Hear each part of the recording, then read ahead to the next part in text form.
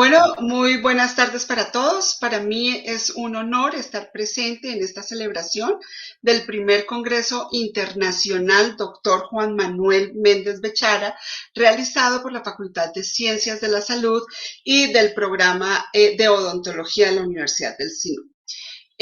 Mi nombre es Patricia Becerra Buitrago. En mi formación académica les puedo contar que soy odontóloga, egresada del Colegio Odontológico Colombiano. Soy especialista en ortopedia maxilar de la Universidad Antonio Nariño. Soy especialista en endodoncia y traumatología dentoalveolar del Colegio Odontológico Colombiano. He sido docente de pregrado y posgrado de diferentes universidades nacionales. Actualmente dirijo el posgrado de endodoncia de la Universidad Santo Tomás Extensión Bogotá. Soy el líder de opinión de diferentes marcas comerciales y adicionalmente soy conferencista nacional e internacional.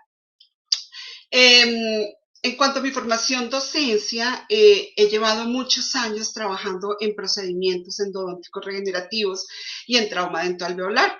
Es por eso que esta hora vamos a tratarla básicamente sobre los procedimientos endodónticos regenerativos, pero para entrar más en contexto, tenemos que hablar un poquito sobre el origen de estos dientes permanentes inmaduros y cómo tratarlos. Quizás uno de los retos más grandes para todo en la atención odontológica es el manejo del trauma dentoalveolar. Es el manejo de estos dientes que han sido sometidos a impactos agresivos sobre los cuales se ha desarrollado una lesión dental o de las estructuras adyacentes a estos dientes. Es quizás lo que más temor nos causa, porque muchas veces estos manejos no son solamente de los componentes dentales, sino de todas sus estructuras de soporte y adicionalmente del impacto que le puede generar a un paciente y a los padres de estos pacientes estos traumas dentoalveolares. Es por esto que realmente, si ustedes se dan cuenta, los traumatismos dentales ocurren en cualquier edad, pero el mayor pico de frecuencia de esto, del trauma dentoalveolar se da en niños de 9 a 10 años. Observemos cómo, por ejemplo, en este estudio realizado por León y colaboradores en el año 2004 y realizado en la clínica Luis Carlos Ardila Lule de Florida Blanca en Santander, vemos cómo de 1.235 historias clínicas analizadas, el 43.4% de los casos, que corresponden aproximadamente a 535 pacientes, se observó que entre los años 1 a los años 10 se presentaba una mayor prevalencia en el trauma dentoalveolar. ¿Qué llegaban a producir estos traumas dentoalveolares? Llegaban a producir que en estas edades de la vida de los niños, cuando los dientes todavía no han terminado sus periodos de calcificación, podían detener su crecimiento y su formación radicular completa. Es por esto que a estos dientes los denominamos dientes permanentes inmaduros, ya que estos son estos dientes que presentan que no han erupcionado completamente y presentan una formación incompleta de su raíz, dejando sus paredes de dentina delgada, su falta de elongación radicular y su sella apical. Estos procesos de elongación radicular, de engrosamiento de las paredes del conducto radicular y sella apical se dan básicamente de 3 a 5 años después de la erupción. Fíjense ustedes cómo el desarrollo del diente humano abarca un gran periodo de tiempo, porque desde la misma embriogénesis, en la sexta semana de vida intrauterina, hasta más allá, hasta prácticamente al final de la adolescencia, es cuando se hace toda la formación de los procesos de desarrollo dental y radicular. Entonces, ¿qué pasa? El desarrollo radicular realmente comienza cuando termina la formación del esmalte y de la dentina. Una vez el epitelio interno y el epitelio externo del esmalte se unen en íntimo contacto, forman el asa cervical, la cual da origen a la formación de la vaina radicular y epitelial de Herbig. Entonces, esta vaina radicular y epitelial de Herbig es como tal la responsable de la determinación de la forma del desarrollo y del crecimiento radicular. Desafortunadamente, las lesiones traumáticas en dientes en formación o inclusive las variaciones anatómicas son presentes en estos dientes permanentes jóvenes antes de la formación completa de la raíz, y la vaina radicular y epitelial de Herwig puede ser resistente a la inflamación pulpar o a la necrosis pulpar. Fíjense ustedes también cuando nosotros nos enfrentamos de pronto a este tipo de dientes, a este tipo de patologías o de situaciones clínicas, como son todas las que estamos viendo en esta diapositiva, pues podemos tomar diferentes caminos para el abordaje de este tratamiento, ya sea el manejo apropiado para el mantenimiento de estos dientes, o de pronto, pues, la pérdida de los mismos muchas veces por el desconocimiento, o de pronto el tratamiento tardío de esto o inapropiado para estos dientes permanentes inmaduros. Y esto hace que se desencadenen diferentes tipos de patologías dentales y periapicales. Anteriormente, para el tratamiento de estos dientes permanentes inmaduros necróticos y con lesiones periapicales, teníamos la apexificación o la apicoformación. Entonces, básicamente consistía en que podíamos hacer un tratamiento de múltiples sesiones con el hidróxido de calcio, ¿cierto? Hasta que se nos formaran barreras o puentes de dentina, o podíamos simplemente colocar un tapón apical en el ápice radicular para posteriormente hacer un tratamiento convencional de endodoncia, como lo vemos en este caso, donde a partir de una pulpa necrótica se lleva el posicionamiento de un tapón apical de MTA y posteriormente se elaboraba el tratamiento convencional de conductos y obturación con gutapercha. Pero ¿qué pasa? Resulta que el tratamiento de apexificación como tal, lo que promueve básicamente en algunos casos es el posicionamiento de una puente dentina apical, pero no es concluyente en cuanto a la formación apical, mucho menos la elongación radicular, ni el grosor de las paredes de dentina.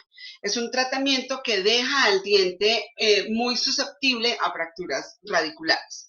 Es por esto que si vemos en este caso que realicé cuando estaba en mi pregrado, en mi posgrado, en este momento el paciente nos llegó con un trauma, empecé a hacerle terapias de hidróxido de calcio hasta que observé un tapón apical radiográficamente. En esta época no teníamos tomografías, teníamos que basarnos en radiografías digitales, las cuales pues son medios simplemente bidimensionales, y la sensación táctil que uno podía tener cuando cuando colocaba los instrumentos endodónticos para poder tomar unas conductometrías adecuadas. Entonces realicé el tratamiento de conductos con un cono prefabricado y posteriormente a los 6 meses el paciente me llegó con fístula nuevamente. Obviamente por ser un tratamiento de conductos tan amplio no íbamos a hacer un retratamiento, decidí realizar una cirugía exploratoria y con la ayuda del azul de metileno detectar qué estaba pasando, y aquí fue cuando encontramos una fractura vertical. En este caso, pues cuando hay fracturas verticales el pronóstico es pésimo y el diente tiene que ser sometido a la exodoncia. Pero no solamente eso, miren ustedes cómo el tratamiento de conductos no fue concluyente. Aquí podemos observar la gutapercha que estaba por fuera del conducto radicular. O sea, esto era muy diferente a lo que podía yo observar en el momento en el que tomé la radiografía. Pues por este motivo, realmente la técnica de procedimiento en ese momento, pues era la que utilizábamos idealmente. Pero por múltiples fracasos en la apexificación surgieron algunas alternativas de tratamiento de procedimientos de regeneración endodóntica, y para diferentes autores, como por ejemplo para el doctor Peter Murray y colaboradores que tienen su base en la Universidad de Nova en Fort Lauderdale, en el 2007 ellos publican la necesidad de establecer algunos tipos de tratamientos endodónticos regenerativos para lograr esas bases biológicas y cambiar el concepto del tratamiento de apexificación. Entonces ellos enuncian que la endodoncia regenerativa como tal es el conjunto de procedimientos de base biológica diseñada para reemplazar estructuras anatómicas dentales, pulpares y periapicales. Si hablamos de reemplazar esas estructuras anatómicas dentales, estamos hablando de reemplazar la dentina, estamos hablando de reemplazar el cemento, estamos hablando de reemplazar el hueso en dientes necróticos o con lesiones periapicales. Lo que Murray y sus colaboradores plantean en este artículo son 7 técnicas de regeneración endodóntica, de las cuales 6 son realizadas en laboratorio y una es realizada in vivo sobre el mismo paciente, y esta es la revascularización pulpar. Veamos entonces dentro de estas otras 6 técnicas, que no las vamos a tocar hoy, solamente las vamos a enunciar, nos vamos a enfocar solamente en la técnica de revascularización pulpar, pero las otras técnicas de laboratorio que son hechas a base de células madre, terapia de células madre, implantes pulpares, implantes de andamiajes, impresión de células 3D, andamiajes inyectables o inclusive terapias genéticas, manipulando un gen, el gen 53. Todas estas técnicas quizás en un futuro las vamos a ver ya como técnicas endodónticas regenerativas. Pero lo que hoy en día tenemos, y ellos plantean como endodoncia regenerativa, como una terapia de endodoncia regenerativa, es la revascularización pulpar. Y es básicamente de lo que vamos a hablar. Pero estos estudios en este siglo de regeneración y procedimientos endodónticos regenerativos no son nuevos. Hay muchísimos estudios que podemos ver a lo largo de este siglo, pero este procedimiento viene realizándose desde el año 61, cuando Nigard Osby y colaboradores reportan en el Acta Odontológica de Escandinavia el papel del coágulo en la revascularización pulpar, en las técnicas de dientes con ápices abiertos. Vamos entonces a centrar ahorita ya nuestra charla en el procedimiento endodóntico regenerativo indicado en este momento para reemplazar los procedimientos de apexificación en pacientes menores de 18 años. Vamos a hablar entonces de la revascularización pulpar. La revascularización pulpar, como su nombre lo indica, si hablamos etimológicamente, es volver a vascularizar, ¿cierto? Hoy en día podemos hablar médicamente de muchas revascularizaciones, revascularización coronaria, revascularización pulmonar. Bueno, en este caso vamos a hablar de revascularización pulpar. Si hablamos de revascularización pulpar, estamos hablando del restablecimiento de la vascularidad en el espacio del conducto radicular, porque es pulpar, tenemos el apellido, después de un trauma, ¿cierto? O inclusive de una variación anatómica que haya afectado la suplencia sanguínea de un diente permanente inmaduro. Fíjense ustedes en este caso que realicé hace aproximadamente 3 años, cómo este diente lateral tenía, después de un trauma dentoalveolar, tuvo necrosis pulpar y por ende también posteriormente tuvo un absceso apical crónico. Entonces, lo que se pretendía o lo que se realizó mejor fue restablecer la vascularidad de este diente, ¿cierto? Permanente inmaduro, fíjense ustedes, con ápice abierto, y restablecer esa vascularidad. ¿Y qué queríamos lograr? Queríamos lograr volver a crear tejidos dentro del diente, recuperar la elongación radicular, el grosor de dentina y el selle apical, como lo estamos viendo en esta otra diapositiva. ¿Por qué este diente después de trauma detuvo su crecimiento? Porque se afectó la vaina radicular y epitelial de Herwin. Entonces se detuvo el crecimiento y por este motivo el diente quedó con ápices abiertos. Inclusive esto puede durar por muchos años y hay pacientes que lo pueden detectar después de los 18, de los 20, de los 30 años, ¿cierto? Pero cuando los dientes son permanentes inmaduros, si son pacientes jóvenes menores de 18 años, podemos aplicar estas técnicas de revascularización pulpar. ¿Cuáles son los objetivos? Los objetivos como tal, entonces, es lograr un procedimiento de regeneración, un procedimiento de regeneración endodóntica porque está realizado desde la parte interna del diente hasta la parte externa del diente. Realizar este procedimiento de regeneración con el que se logra esta elongación radicular, este selle apical, ¿cierto? Y este engrosamiento de paredes del conducto radicular. Pero para que esto suceda, intervienen muchísimas células y intervienen diferentes mecanismos de revascularización.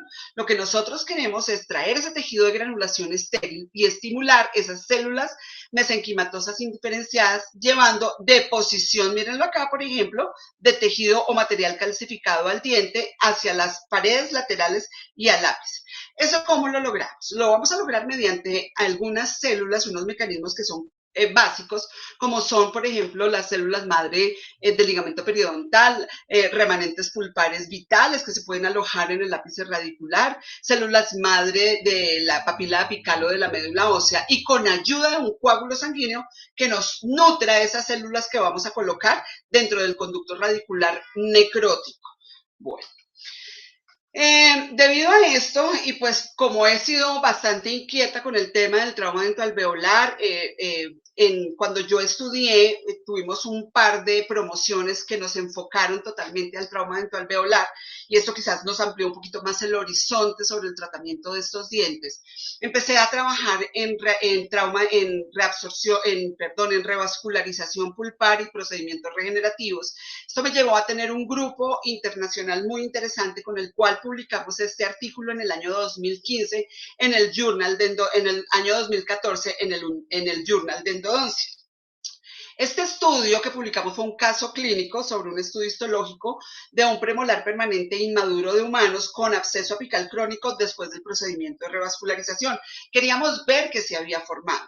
Debido a que para el año 2015 ya no existían estudios histológicos de estos dientes formados y fue nuestro primer artículo y fue un estudio supremamente completo y muy interesante, el Journal de Endodoncia, en el marco de la Asociación Americana de Endodoncia, del Congreso de la Asociación Americana de Endodoncia en la ciudad de Seattle, me otorgó un premio.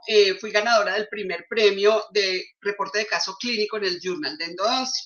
En este momento allá pues me otorgaron esta estatuilla, por decirlo así. Este es mi grupo de investigación, el doctor Domenico Ricucci, la doctora Simona Login, quienes realizaron una histología impecable. Esta se hizo en Cetrara, en Italia, y el doctor Louis Lin, quien falleció lamentablemente el año pasado, quien también hizo muchísimos reportes y publicaciones en la endodoncia. Este premio fue otorgado por el siguiente caso clínico que les voy a contar. Esta es una paciente de 11 años, una niña de 11 años que reporta básicamente, la mamá reporta el caso clínico y reportan que le salió una bolita en el paladar, en la parte vestibular.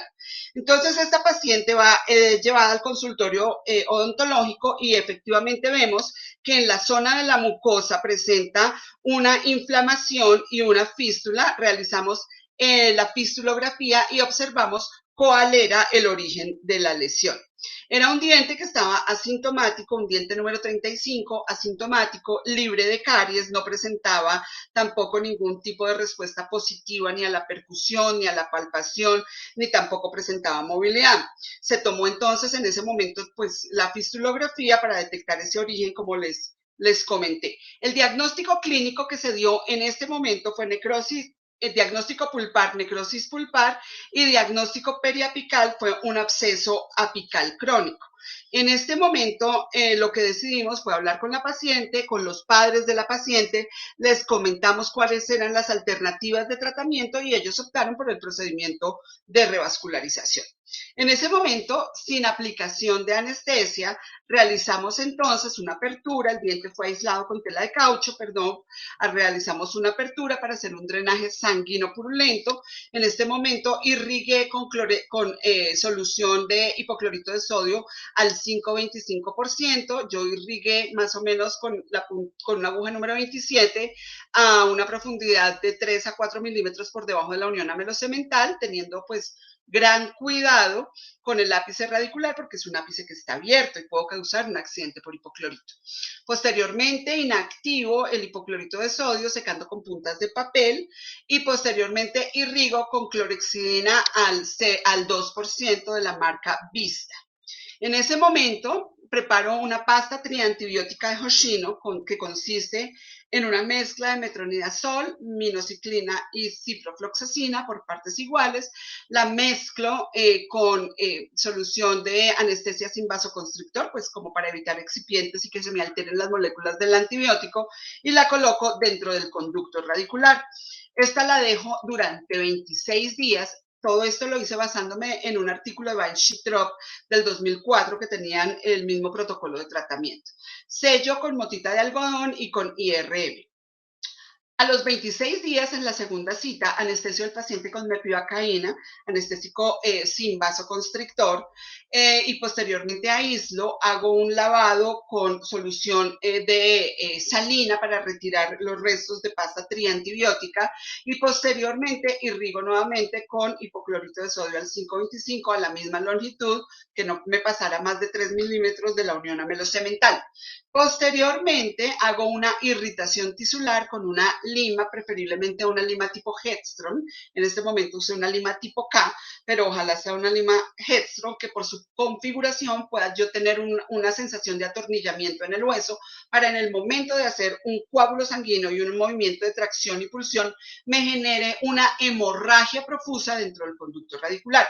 ¿Por qué la hemorragia? Porque esa hemorragia, esa sangre me va a dar los factores de nutrición ideales a las células que yo voy a colocar dentro del conducto radicular para lograr mi procedimiento endodóntico regenerativo.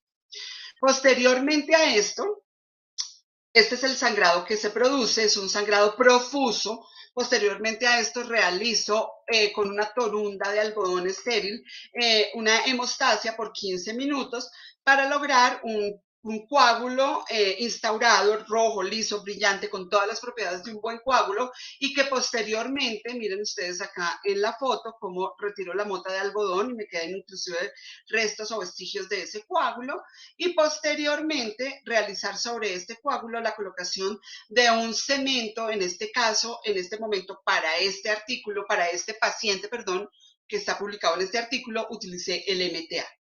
Entonces el MTA lo coloco más o menos de 2 a 3 milímetros por debajo de la unión lamelocemental con el sobre el coágulo y empiezo, como ustedes ven acá, miren, coloco acá el MTA, aquí está el MTA sobre el coágulo. En este momento el MTA se manejaba dejando posteriormente una tortita de algodón húmeda y a los 8 días o 72 horas después se podía realizar la obturación en resina.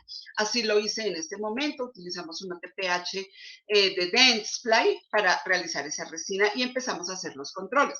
Miren ustedes cómo ya había desaparecido la lesión provocada por la cual fue el motivo de consulta del paciente, tenía una cicatrización total de los tejidos blandos, pero miren ustedes también cómo se alcanzó a pigmentar ese diente. Ese diente se pigmentó posiblemente por la minociclina, que es una tetraciclina, o se pigmentó por el sangrado, o se pigmentó por el MTA. Los controles empezamos a hacer entonces controles tomográficos y controles radiográficos, donde observábamos cómo se iban engrosando las paredes del conducto y empezamos a ver cómo íbamos ganando cicatrización ósea, luego cómo vamos ganando una cicatrización también total de todos los componentes y la formación de vestigio, y aquí cómo empezó a formarse la parte apical y el selle apical de una de las paredes, que fue de la pared lingual. En este momento, pues el propósito de este estudio, cuando determinamos que la niña ya tenía 13 años, ya habían pasado 2 años, porque este último control fue a los 2 años, la niña necesitaba un tratamiento de ortodoncia, entonces se determinó que se iba a hacer la exodoncia de ese diente y del diente contralateral y poder realizar un estudio histológico. Por lo tanto, el propósito de este estudio fue describir histológicamente qué tejidos se habían formado después de un procedimiento de revascularización, sobre todo porque ya había una resolución periapical y también había un espesor mínimo y la formación de una pared formando el selle apical. Entonces, una vez el ortodoncista hizo todos sus estudios, hizo todos sus análisis, se determinó que iba a hacer la exodoncia del diente 35, porque el 34 estaba totalmente sano, y del diente 44.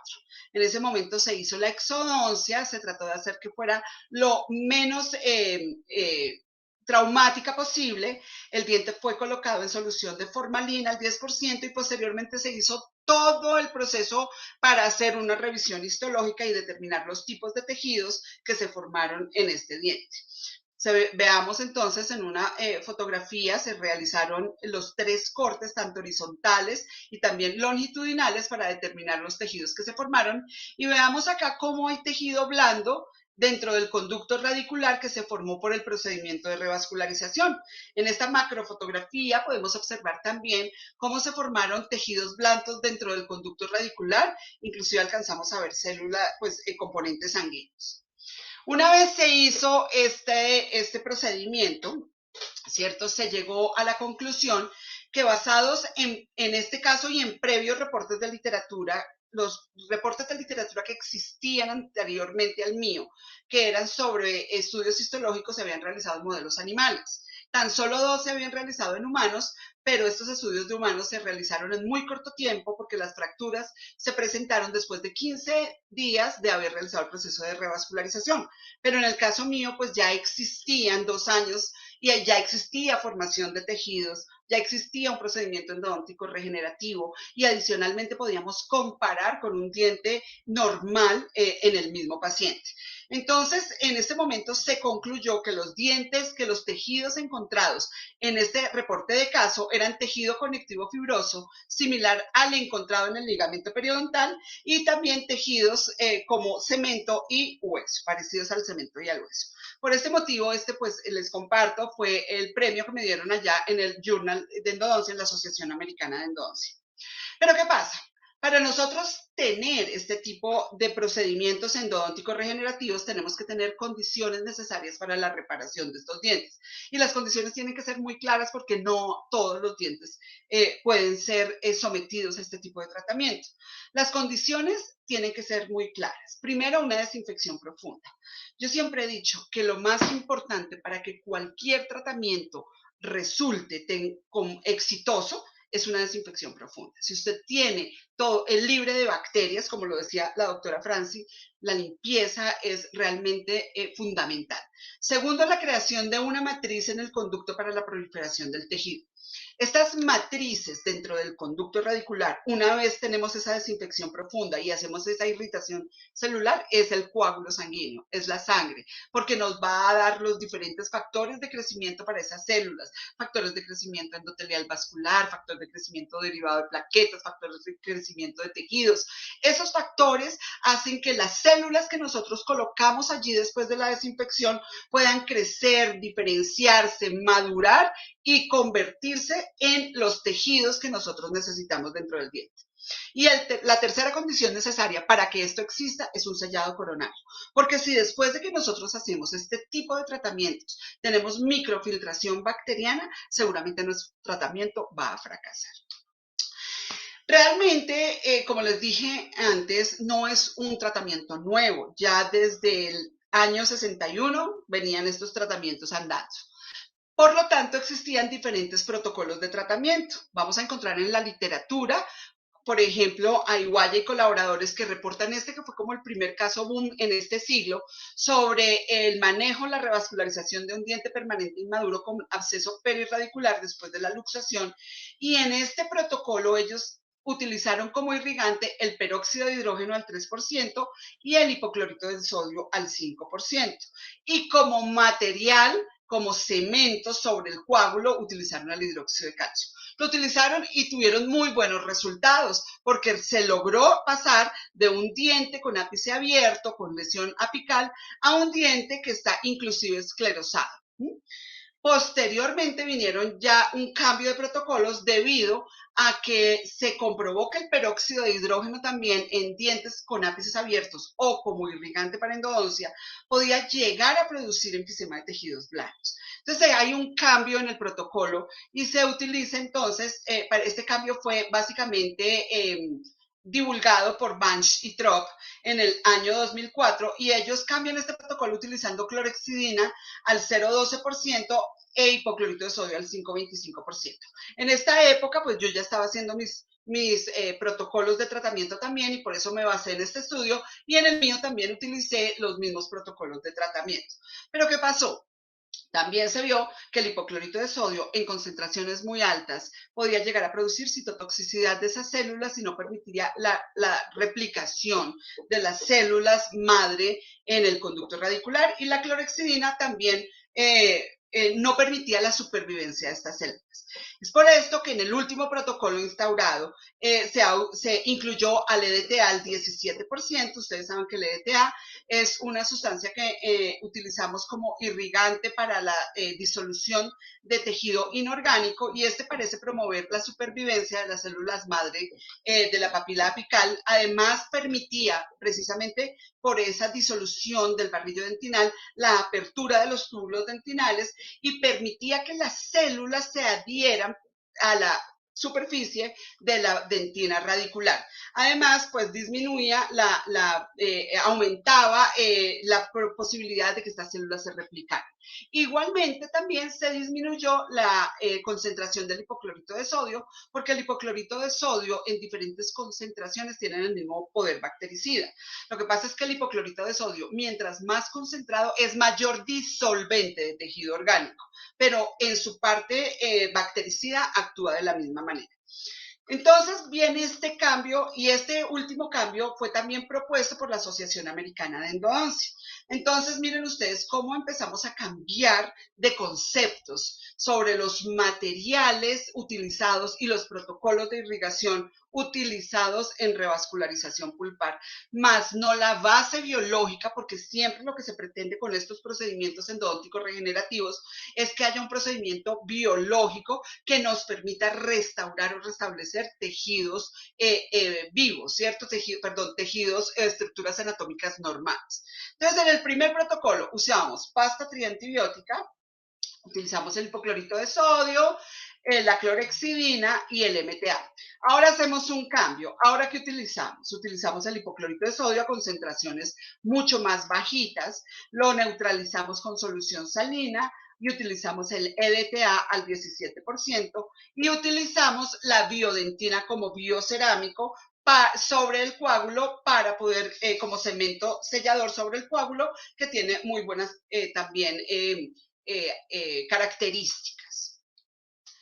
Pero ¿qué es lo importante para que haya todos estos procesos? Fíjense ustedes que yo no los he hablado en ningún momento, que estos dientes se utilizan limas y se hace una preparación. Al contrario, en estos dientes no hacemos ningún tipo de preparación biomecánica porque vamos a desgastar aún más las paredes del conducto radicular, que son muy delgadas. Entonces aquí lo que no queremos es desgastar las paredes, por eso no vamos a hablar en ningún momento de preparaciones biomecánicas del conducto radicular.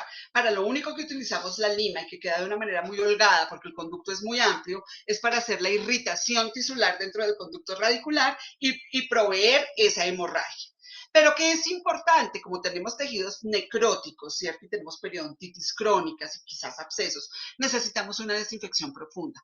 Y esa desinfección profunda nos la va a dar el irrigante y el medicamento intraconducto.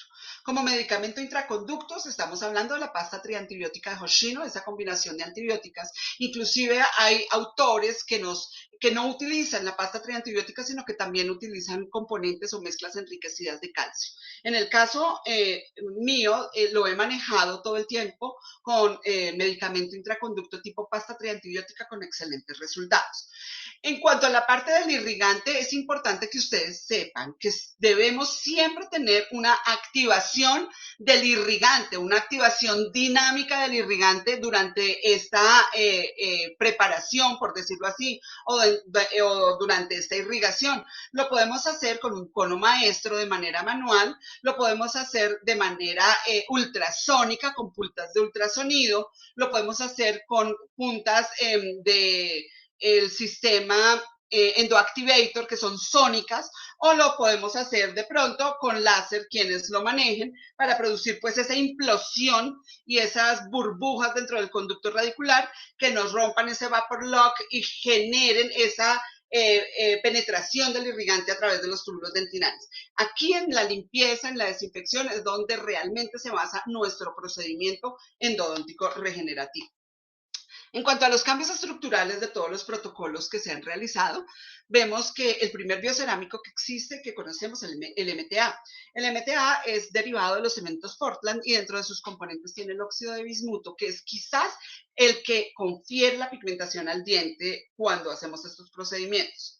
En este momento tenemos a la biodentina, que es un biocerámico derivado de silicatos tricálcicos y entre sus componentes tiene óxido de circonio y óxido de tantalio, que le provee también excelentes cualidades. Las biocerámicas han ido evolucionando desde materiales inertes hasta materiales bioactivos, bioinertes, bioinductores, biodegradables.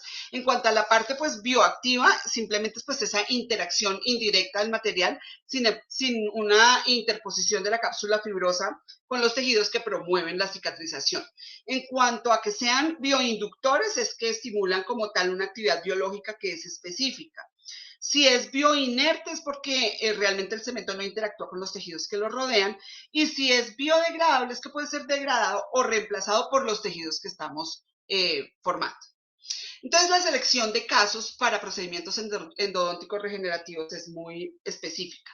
Primero que todo, tiene que ser un diente con pulpa necrótica y un ápice inmaduro. No lo vamos a hacer en un diente vital, porque en un diente vital lo que haríamos es una apexogénesis. Mientras que en un diente con pulpa necrótica y ápice inmaduro, que antes estaba sometido a procedimientos de apexificación, lo vamos a someter ahora a procedimientos endodónticos regenerativos tipo revascularización pulpar. Y pacientes menores de 18 años, juventud, divino tesoro, porque son dientes que todavía tienen activa, por decirlo así, aunque la vaina radicular y epitelial de Heruit, por decirlo así, no dormida, y la podemos reactivar en condiciones normales, porque esos tejidos mesenquimatosos de ese mesodermo dentro del diente, si nosotros los mantenemos estériles, y eso lo reporta Huckett y Robotham en el 98, podemos volver a generar que esa vaina radicular y epitelial de Heruit se active y nos alcance a lograr un sello apical. En cuanto a la selección de casos, tenemos que tener muy claro que tienen que ser padres y pacientes comprometidos. ¿Por qué? Porque estos son pacientes pediátricos. Generalmente este tipo de tratamiento los podemos hacer de la mano de los odontopediatras, los endodoncistas, pero generalmente llegan a odontopediatría. Entonces, tienen que estar pues como muy pilas porque esta selección de casos es muy importante. Entonces, hacemos nuestro protocolo de revascularización pulpar actual, el que estamos manejando hoy en día, de aquí en adelante, ¿cierto? El que ya ha cambiado. En la primera cita realizamos la valoración, el diagnóstico, la elaboración de la historia clínica, la selección del caso, anestesia, aislamiento absoluto, drenaje sanguíneo purulento, irrigamos con 20 mililitros de hipoclorito de sodio al 1%, secamos con punta de papel para inactivar el hipoclorito, aplicamos la pasta triantibiótica modificada de Hoshino con léntulo, una mota de algodón y cemento temporal. En la segunda cita, que puede ser 20 a 30 días después, para que ese antibiótico que está dentro del conducto radicular y ojalá se haya pasado al periápice actúe de manera tópica, colocamos anestesia sin vasoconstrictor, aislamiento absoluto, irrigamos con solución salina para retirar la pasta triantibiótica, irrigamos con 20 mililitros de hipoclorito de sodio al 1%, secamos con punta de papel, irrigamos con 5 mililitros de EDTA al 17%, volvemos a secar con puntas de papel para inactivar ese EDTA, hacemos una irritación tisular creando la hemorragia, sobre ella podemos hacer la hemostasia o podemos colocar un poquito de colágeno tipo 1, colacote o colaplug, ¿cierto? Que nos ayuda también como a tener una matriz dentro de ese coágulo sanguíneo para que cuando coloquemos la biodentina, pues no se nos escurra como también ha pasado y también tengo casos que les voy a mostrar sobre esto y posteriormente la rehabilitación del diente. De ahí empezamos a hacer nuestro seguimiento. El seguimiento son exámenes clínicos y radiográficos, veamos que no tiene fístula, que el paciente no tiene dolor, no tiene movilidad, y empezamos a ver la resolución de la lesión y empezamos a ver que haya engrosamiento de las paredes del conducto radicular, sella apical y elongación radicular. Ahora, no siempre se logran todos los objetivos de la revascularización pulpar, pero el hecho simple de tener una cicatrización de los tejidos perirradiculares ya se considera como un procedimiento endodóntico regenerativo exitoso, porque ya hubo un reemplazo de estructuras biológicas como el hueso, las cuales fueron cicatrizadas después de un procedimiento de regeneración endodóntica. Entonces, no es que si no se cumplen todos los 3 objetivos, los 4 objetivos, el tratamiento haya fracasado. No, el tratamiento con 1 o 2 objetivos que se haya logrado es un tratamiento exitoso. Veamos este caso de Valeria. Valeria es una niña de 12 años que me consulta también por el caso muy similar al de Ingrid, mi pacientica, la que presenté en el reporte de caso clínico. Valeria me llega con una inflamación, una fístula activa también a nivel de un 45. En este momento tomamos la fistulografía y vemos el origen de la lesión. Valeria tenía el diente sano, miren ustedes la fistulografía, pero ya con magnificación podemos observar este tipo de dens evaginatus, que también es considerado como un tipo simple de odontoma compuesto, dilatado o como un tubérculo oclusal. Estos tienen otro nombre, un premolar de Long, si no estoy mal, o estos realmente estos premolares tuberculados. Entonces, radiográficamente lo veíamos, como ustedes ven acá, pues un diente pues sano, sí se le veía como una zonita radiopaca un poquito más consistente en la corona, y clínicamente pues ya veíamos esto y con magnificación pues lo podíamos ver mucho mejor. En su radiografía panorámica también podíamos observar el estado de Valeria, y empecé a hacer todo el procedimiento de revascularización. Hice la apertura en la primera cita, la irrigación con el hipoclorito de sodio al 1%, coloqué la pasta triantibiótica de Hoshino, y posteriormente lo sequé. En la siguiente cita hice mi segunda cita, le provoqué el coágulo y posteriormente le coloqué biodentina y empezamos a ver los controles. Se restauró el diente y empezamos a ver los controles. En los controles, miren ustedes que Valeria empezamos a ver resolución de la radiolucidez aquí, radiográfica, o sea, el hueso ya estaba uniforme y empezamos a ver esta elongación del ápice radicular. Era un diente necrótico, fíjense ustedes, y con un absceso apical crónico porque tenía fístula. Empezamos a ver el engrosamiento de los tejidos duros dentro del conducto radicular. Miren ustedes el selle apical. Inclusive pues se nos está sellando mucho más, que es favorable. ¿Y qué pasaba? Ella necesitaba ortodoncia también, pero a ella se le podían hacer sus movimientos porque recuerden, miren este 7 donde está tan inclinado, se le empezó a hacer la desinclinación del 7, hacer los movimientos con gran cuidado de mi diente revascularizado, y hoy por hoy pues ya Valeria tiene sus dientes, está en su proceso de finalización de su ortodoncia, y su diente revascularizado con procedimiento endodóntico regenerativo ha sido muy exitoso. Aquí está Valeria, antes de, con su 7 inclinado, ya desinclinado, y su proceso de ortodoncia marchando. Su inicial y cómo va en este momento. Este es otro caso bien bonito. Este caso es de Sergio, otro paciente que me consultan, el cirujano maxilo me lo envía para que le hiciera endodoncia del lateral y del canino, porque le iba a hacer la enucleación de este quiste. Cuando uno tiene una imagen radiográfica periapical, donde la imagen de la lesión no sale completa, pues hay que irse más allá. Hay que tomar una panorámica para ver qué tan amplia es la lesión y una tomografía para ver qué es lo que está pasando. Efectivamente, en el momento de tomar la panorámica se observan, miren ustedes, esta gran lesión, aparentemente estaba involucrado el lateral, el canino, y miren ustedes lo que yo observo acá, un central con ápice abierto. Cuando Sergio me consulta, Sergio tenía 17 años en ese momento. Entonces, si Sergio tenía 17 años en este momento, pues este trauma que él tuvo, porque tuvo trauma claramente, tuvo una fractura del borde del diente número 11. Cuando él me consulta y veo yo este ápice tan abierto, pues mi primera pregunta es, Sergio, cuando tú tenías aproximadamente 9 años, 10 años, ¿tú recuerdas haber tenido un golpe?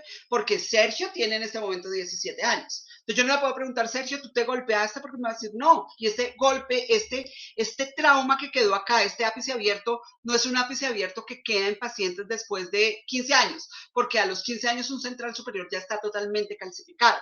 Este es un trauma según esta parte del diente, según este grado de formación radicular. Este es un trauma que tuvo que haber sucedido a los 9 o 10 años, cuando estaba en una clasificación de NOLA 8 o 9, o de Patterson tipo 2. Entonces, él me dice, sí, claro, doctora, cuando yo tenía más o menos 10 años me golpeé contra el borde de una piscina, me fracturé este diente, me han hecho resinas cada ratico, pero pues siempre se me caen. Entonces, miren ustedes cómo viendo esta historia podemos pensar en que aquí no es simplemente venir a hacer las endodoncias del diente 12 y del diente 13, porque si yo hago la endodoncia del 12, del 13, seguramente el cirujano hace esta enucleación y seguramente volvemos a tener el mismo problema. Entonces, nos vamos más allá. Bueno, veamos qué es lo que pasa. Quizás esto sea un absceso. Miren ustedes, recuerden cómo llegó, que él llegó porque su motivo de consulta con el cirujano fue la bolita del paladar. En este momento empezamos a ver las cortes tomográficos, veamos esta ventana con una zona hipodensa tan grande que pues obviamente me hace pensar que tiene un contenido líquido dentro de esta ventana y alcanzamos a ver básicamente en todos los cortes pues el ápice abierto del diente número 11. Entonces le digo yo, un momentico, vamos a hacer un procedimiento antes de tomar la decisión de realizar la endodoncia del diente 12 y del diente 13. Lo primero que hice en ese momento fue drenaje del absceso por palatino, que era la zona más fluctuante, y adicionalmente, como es tan grande, yo necesito descomprimir ese absceso y coloco un dren de Friedland para que él tenga la capacidad de limpiarse, de irrigarse él mismo durante un par de semanas. Yo le enseño a irrigarse, le enseño a colocar la aguja, le enseño a preparar la sustancia irrigadora para que posteriormente me vaya descomprimiendo este absceso y yo poder hacer mi tratamiento. Adicionalmente, empiezo mi procedimiento de regeneración endodóntica en este diente número 11. Entonces yo le digo, bueno, un momentico, Sergio, antes de tomar esta decisión, el diente necrótico es este. Inclusive no le coloqué anestesia para atender este diente 11 porque el diente ya estaba necrótico. Para convencerlo adicionalmente, porque el paciente me venía para que yo le hiciera endodoncia del 12 y del 13 porque le iban a hacer una cirugía. Entonces, un momentico, vamos a hacer primero este procedimiento. Entonces empiezo yo a hacer mi procedimiento, dejé acá pasta triantibiótica, toda la que pudiera irse al periápice era fabulosa para que llegara a tener un contacto y actuar atópicamente en esta lesión. Le dejé su dren de Friedland, su cemento temporal y en 15 días Sergio volvió para yo retirarle el dren. A los 15 días le retiro el dren y a los 8 días vuelve a control donde ya observamos básicamente que hay una cicatrización de tejidos blandos y me centro en el diente número 11. En este momento empiezo a hacer mi terapia, mi segunda cita de procedimiento endodóntico regenerativo, donde claramente instauro una hemorragia, posteriormente un coágulo y coloco el MTA. En este momento realmente no tuve el manejo, no tuve el control como tal del manejo del MTA y se me extruyó un poco más allá de los 2 a 3 milímetros, miren ustedes, de la unión amelocemental. Igualmente, pues yo ya no lo retiro y empiezo a hacer mis controles. ¿Qué pasa con Sergio? A Sergio todavía lo tengo en controles, ya lleva más de 11 años conmigo, de paciente haciéndole controles, pero miren ustedes cómo hubo una cicatrización de todos los tejidos perirradiculares. Y fíjense que a pesar de no haber logrado un selle apical completo, ni un mayor grosor en las paredes de dentina, tuve una cicatrización de tejidos duros y de tejidos blandos, lo que hace que este procedimiento endodóntico regenerativo sea exitoso también para poder demostrar que estos dientes a los que se someten a procedimientos endodónticos regenerativos tienen buenos resultados, o sea, tienen un buen resultado. En este momento, pues fíjense, no es solamente la parte estética, sino también, miren ustedes cómo se desinclinó también el premolar y el lateral, miren acá, y cómo hubo cicatrización de estos tejidos. Sergio, en este momento, miren ustedes la cicatrización de estos tejidos y cómo, a pesar de no haber logrado un selle apical y el engrosamiento, fue un tratamiento exitoso, un procedimiento endodóntico regenerativo exitoso. Esta es la radiografía de los 8 años, miren la comparación, miren el tipo de lesión, miren la integridad de los tejidos duros. Y bueno, este es otro paciente, Johan, que también tuvo un trauma dentoalveolar y fíjense que fuera de eso tuvo una fractura del ápice radicular. Me consultan también porque tenía una lesión, porque tenía un absceso, una fístula. Hago todo mi procedimiento de endodóntico regenerativo, y vamos a dejar el ápice quieto y vamos a empezar a hacer todo el procedimiento endodóntico regenerativo. Miren ustedes cómo hemos logrado esta cicatrización de estos componentes a partir de un procedimiento de revascularización pulpar. En algunos casos, él presenta pruebas de sensibilidad positivas, aunque yo en la mayoría de mis casos las pruebas de sensibilidad a veces me dan como falsos positivos y no he podido establecer realmente que un procedimiento endodóntico regenerativo tenga una prueba de sensibilidad positiva totalmente. Este es Alejandro de 8 años, de 9 años, perdón. Alejandro tiene un dens invaginatus, miren ustedes, cuando la mamá odontóloga, ella también me consulta porque también tiene un absceso, una fístula a nivel de este diente número 22, le digo, bueno, Alexandra, vamos a mirar a Alejandro, pero quiero tomarle una radiografía donde pueda observar el diente contralateral, porque en estos casos de dens invaginatus es normal encontrar este dens de manera bilateral. Efectivamente, cuando tomo la radiografía, me doy cuenta que su diente número 12 también tenía este dens invaginatus. Entonces, antes de que esto suceda, que le suceda lo mismo que le sucedió en el 12, lo que hago es sellar con resina este surco de este cíngulo tan grande, porque tienen es como un tubérculo en el cíngulo, lo que hace que se forme un surquito que tenga contacto directo dentro del conducto radicular. Eso también pues depende del tipo de dens invaginatus, porque Ehlers tiene 3 clasificaciones y hay unas que son pues un poco más agresivas. Pero en este caso lo que hice fue sellar este tubérculo, este cíngulo, y trabajar, hacer un procedimiento de regeneración endodóntica en el diente lateral. Pues miren ustedes cómo empiezo la irritación tisular y cómo voy en procedimiento, en proceso con Alejandro. Miren ustedes lo que hemos logrado con él.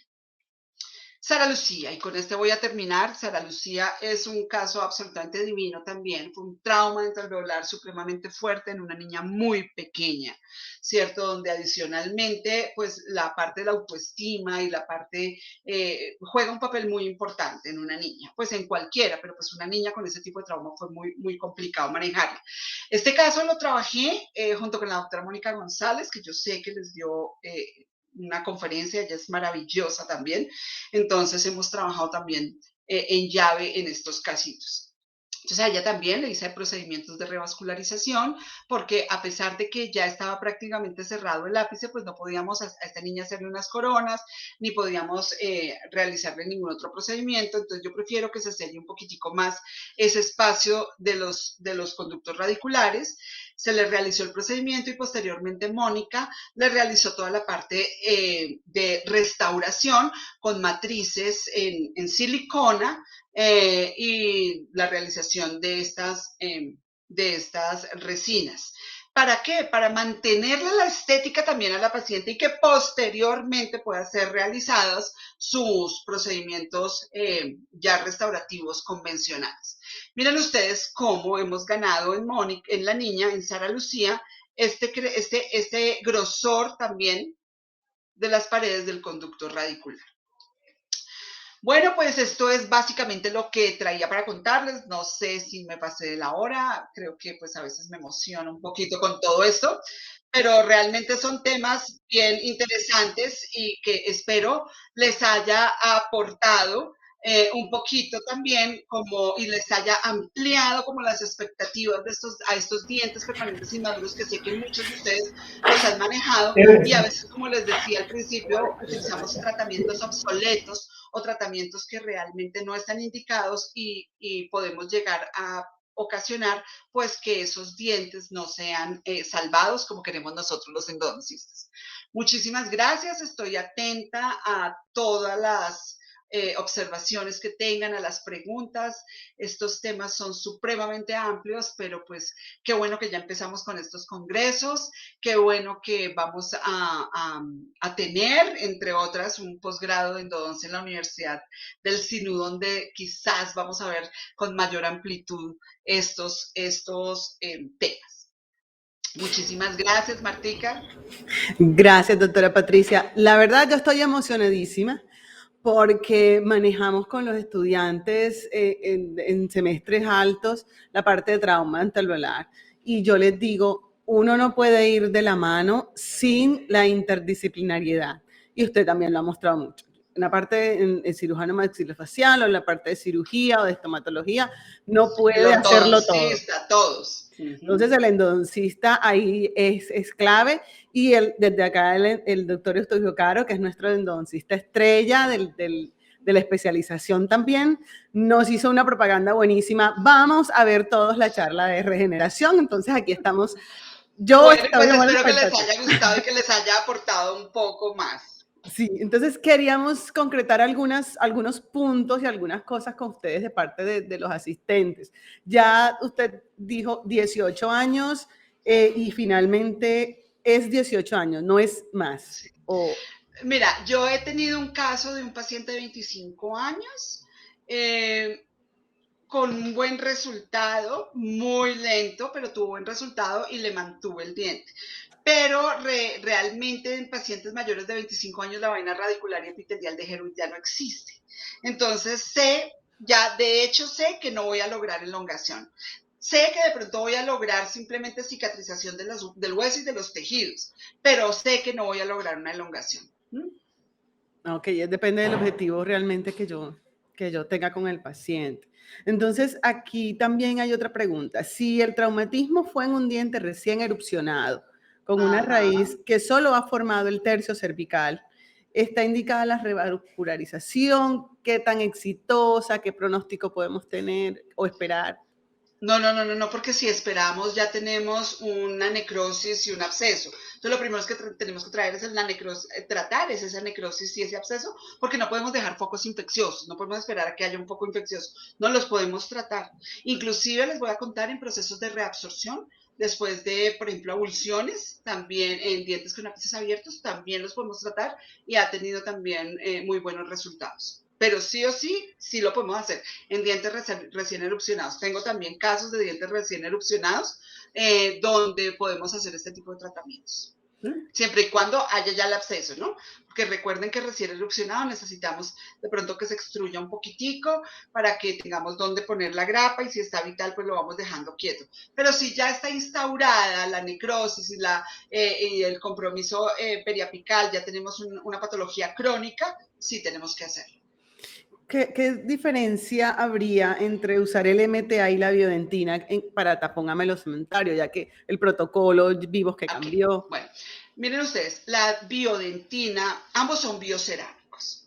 La LMTA es el primer biocerámico que existe, pero el MTA tiene óxido de bismuto entre sus componentes y así sea MTA blanco, y lo tengo reportado en mis casos, produce pigmentación, mientras que la biodentina son silicatos tricálcicos que tienen óxido de tantalio, óxido de circonio y no producen pigmentación. Entonces la biodentina la podemos dejar como tapón y las cápsulas de biodentina viene una porción generosa. Entonces se puede dejar como tapón y como cemento intermedio para después colocar una resina la resina básicamente, y podemos asegurarnos de que no vaya a haber microfiltración bacteriana. Esa es la gran diferencia por los componentes del MTA. El MTA con su óxido de bismuto produce pigmentación. Sí, señora. Y bueno, en la anestesia siempre igual ya de pronto los estudiantes van y dicen anestesia y la venden y no se fijan algunas veces, es con vasoconstrictor y listo, la compramos. Pero entonces en este punto la anestesia sin vasoconstrictor es para mejorar el proceso de hemorragia, esa hemorragia profusa. Exacto, la hemorragia profusa, porque si yo coloco un anestésico con vasoconstrictor, pues no voy a tener esa hemorragia porque voy a tener, no va a tener esa vasodilatación, entonces no va a tener hemorragia. Necesito es que no tenga epinefrina para que pero sí debo colocar un anestésico para poder realizar una hemorragia. Ok, también estábamos comentando con el doctor Eustorgio cómo entra la lima bien profundo. Entonces, Bien buscando, profunda. Y ojalá que se vaya un poquito más allá de la lesión, buscando traer componentes óseos, ¿cierto? Poderme como anclar al hueso y poder hacer un coágulo medular, ¿cierto? Que tenga de pronto células óseas, ¿cierto? Y que esas células entren al conducto radicular y me produzcan esa formación de tejidos duros dentro del diente. igual ya sabemos que no es más de 18 y que tiene que ser necrosis. Ahí debe ser Sí, pulpa necrosis. necrosis o con lesión periapical. Pues si Sí, hay lesión periapical hay necrosis. porque nos hacen la pregunta si hay traumatismos inmediatamente y la respuesta es negativa pulpar. Se Estamos pueden, hablando, no, porque ahí estamos hablando de un shock pulpar o estamos hablando de un daño apical transitorio. Entonces, si tenemos un trauma dentoalveolar seguramente no vamos a tener inmediatamente una respuesta pulpar, porque la pulpa entra en daño apical transitorio. Entonces él se puede regenerar o revascularizar por sus propios medios. Claro. Inclusive muchas veces el diente puede tener, por decirlo así, hemorragia dentro del diente cuando cambia de color, una pigmentación, y él retorna a su coloración normal porque hay un proceso de revascularización natural. Entonces, cuando hay un trauma inmediato, no, quieticos. No. Es cuando ya está instaurada como tal la necrosis y el absceso como tal, bueno, el problema periapical crónico. Entonces, ¿te podríamos esperar en instaurar esa parte cuánto entonces? Bueno, reportes de Francis Andreasen habla de daños apicales transitorios por 5 años inclusive. Entonces, lo que podemos esperar es cuando tengamos la presencia como tal del absceso, en esos casos. Ah, bueno, muchísimas gracias, doctora Patricia. Encantada. Ay, a Con... ustedes muchas gracias por haberme invitado a Densplay. Muchísimas gracias también por esta invitación. Pues para mí la docencia es maravillosa, la llevo la sangre, la llevo en el apellido inclusive. Entonces para mí es muy gratificante venir a aportar un poquito y a ustedes pues mucho más. Me encanta haber cerrado este congreso. Y pues yo los felicito porque estos eventos son los que hacen y dignifican a la odontología. Muchísimas gracias. Hasta luego, doctora, que esté muy bien.